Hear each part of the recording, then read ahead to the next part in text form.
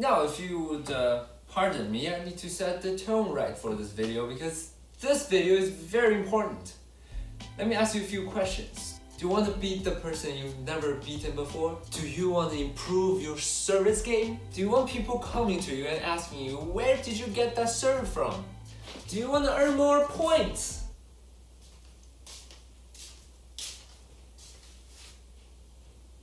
Yes? Okay, I'll start the discussion by talking about what is an effective serve. For example, we're playing and I'm a really good server. I'm really good at serving backspins. And during the game, all I serve are backspins. Well, then it doesn't matter how spinny my serves are, you already know that I'm going to serve a backspin and it's very easy for you to return. And now the point is, a good serve is not only about its quality, but also how you deceive your opponent. Hence, you need more than one set of serves. And by that I mean, for example, you have a set of forehand pendulum serve and you have a backhand serve, then that's two sets of serves. And also within each set of serves, for example, backhand serve, you need to have variations of placement and spin. In this video, I am confident that it contains almost all of the most effective serves in table tennis. And now I'm going to show you how to do them and how to use them effectively in games. So let's get started. Let's start with backspin, pure backspin. Now I have a video called Decoding Ma Lin's Gold Serve. If you haven't watched it, go check it out. It's a step-by-step procedure of how to serve a very heavy backspin. And that should be your starting point. And I will not repeat the procedures here, but I'll show you how you can use that serve in games. Just to recap, it's very simple to serve a backspin. So you just contact the ball at its lower back and you brush the ball heavily. Especially when you want heavy spin, you contact your racket somewhere in the middle towards the head, somewhere there. But for no spin is you can have two ways to do it. The first way is that you contact your racket at the top edge, so it won't produce much spin, like this. And another way is to adjust your brushing versus hitting ratio, so you hit more instead of brushing. That will also give you a no spin.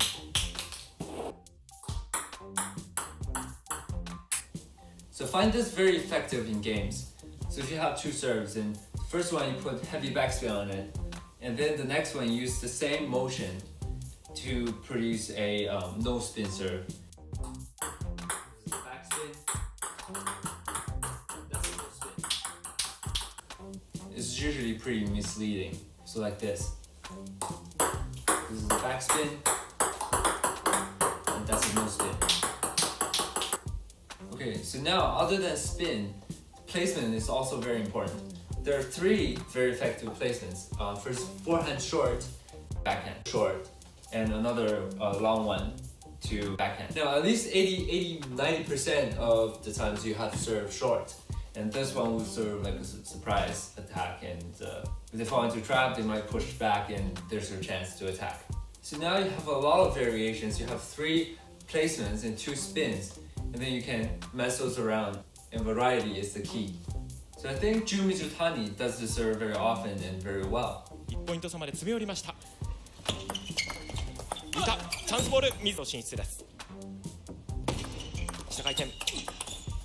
Now just take things to another level. I think Ma Lin does this serve even better because he adds fake motions at the end of his serves. After he contacts the ball, he takes his hand away or back from the ball.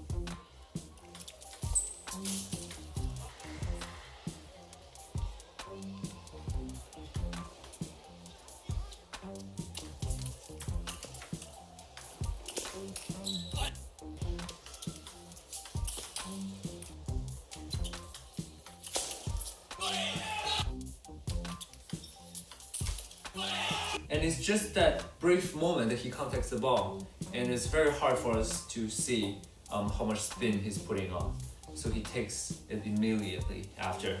It looks something like this.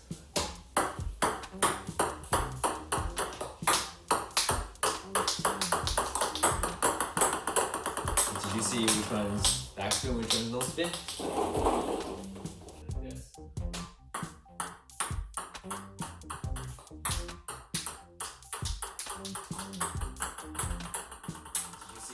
Just something to remember, this fake motion at the end does not affect how you contact the ball and how you brush it. That is still the same, but just at the end, after the ball leaves your racket, then you can do whatever you want. And also another fake motion could be like this. So you take it back and your elbow goes up so that it sort of looks like a topspin serve. Something like this.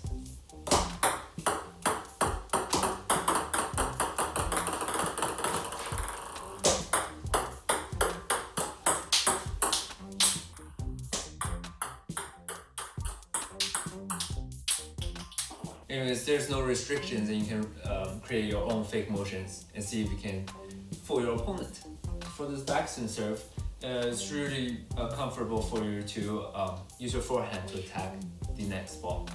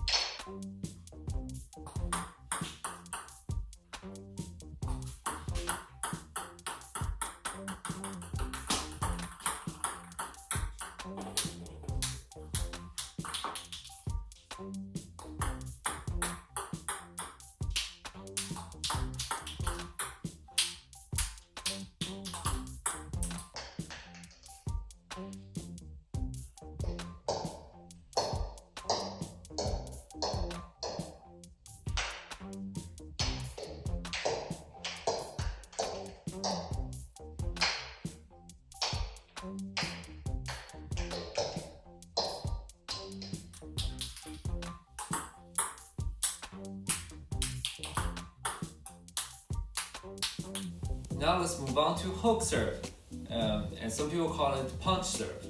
Basically, it looks like you're punching someone or like you're hooking.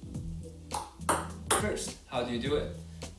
So normal stance with a very low center of gravity. A world-class player that uses this serve a lot would be Par Guerrero. He throws the ball like this, and he hits behind his body. So.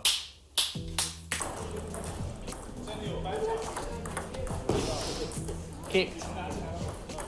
One. That might be a bit too much, but still, when you toss the ball, because your body has to move back and your arm as well, so it's normal if you throw the ball at an angle, and it in fact helps you a little bit because when you contact the ball, it gives you more guarantee. It's fine, all players do it. Just don't throw like this. So after you throw your ball, you got to stretch your arm back and as far as you can, so behind you. And at the same time, you move back your body and actually turn a little bit to the side. And as the ball falls down, you go forward.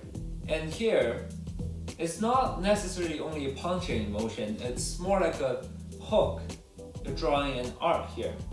So you come behind your body and then you go forward and then you turn into the ball. It's like this motion. And then at the same time, you gotta rotate your body back.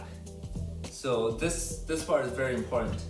You gotta lower your weight to keep the ball low and also to return to your ready position. So it looks like something like this. Right? So you go forward. So this hand has to go a bit towards the net.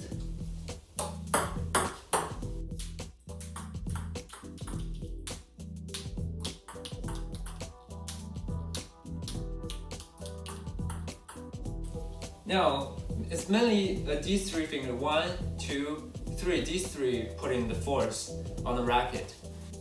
So the power comes from your body and then you accelerate your arm. And at the end, you need some wrist motion. Okay, at the end. So at the end, you need this part.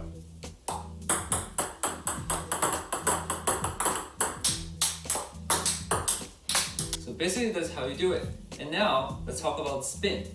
So if you contact the ball at the bottom, then it's a backspin with side spin. At the back, then side spin. And if you say, at the top, sure, it's a top spin. But there are different ways to do it. For example, you can still contact the bottom, but with a upward motion. So that's also a top and side spin. So that depends on how you want to fool your opponent. And now, I think Par Gabriel does a very good job at fooling his opponent because first he starts his racket pretty flat, so you think, oh, maybe a backspin, right? And he contacts the ball and turns it this way. So sometimes he produces backspin and then turn it afterwards. So that's a backspin.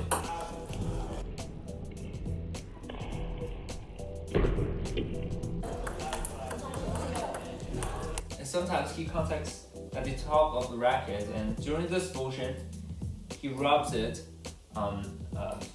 upwards and forwards so that it has a topspin on it.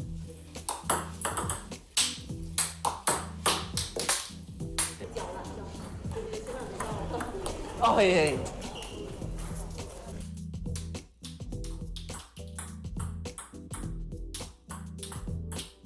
Now these two strokes look very similar, but they have different spins, so it's very effective in games.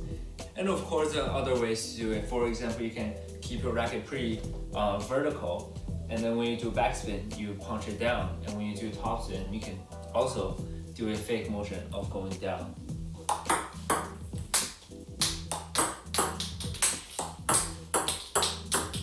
So first you topspin, the last one is backspin. Yeah, try which way you're comfortable with it, and you can use your own motions. But when you can develop a similar motion for different spins, then it becomes very useful to trick people. And now there's one variation of spin. It could be called a kicker serve or a kick serve.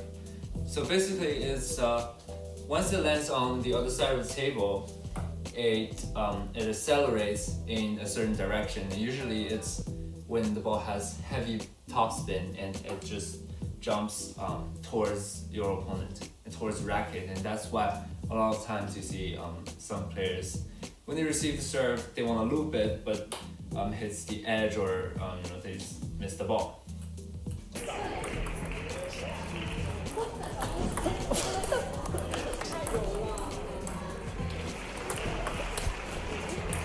So this one's very useful, and it's when you're producing a heavy topspin on the ball. And do it by rubbing it upwards like this, or you can contact the ball on top, something like that. But if you could use a similar motion for this serve and another, for example, let's say backspin serve, then it would be very effective. So now let's talk about placement. It's very effective forehand short, backhand long, and sometimes you could serve middle short, and very rarely people use it here, unless you're doing a kick serve, which is usually pretty effective when you're serving diagonally. And now you see this serve in another case is where some players serve from their forehand side. And this could also be very effective as another variation. So Wang Hao does this very often. He sometimes serves to forehand short or towards backhand long.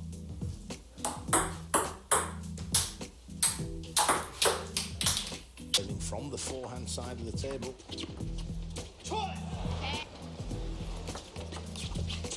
As we thought, more around the service and the return, which is exactly in the rally. There's number 2, pops up in the air, and there's number 3, a winner.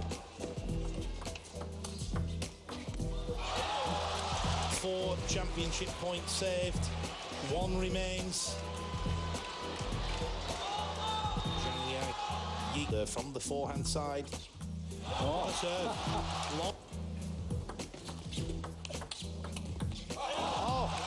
Okay, so when you're serving forehand short, you need to turn your body a little bit more at the end, so turn it over. And when you're serving long, you should probably aim for around here because the ball produces a curve and it's going to curve back. So maybe aim here. And now I want to briefly mention fake motions. So the most common one is when you're serving a backspin and at the end you go up. So basically it looks like something like this. This is a backspin. And same thing, you could serve a topspin with your racket going down. So it looks like you're serving backspin, whatever. Small tip.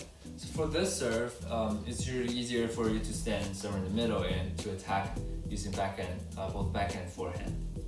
And one thing you should be careful about if you want to serve short, make sure it stays within the table. If it jumps out of the table, it's really easy for your opponent to attack.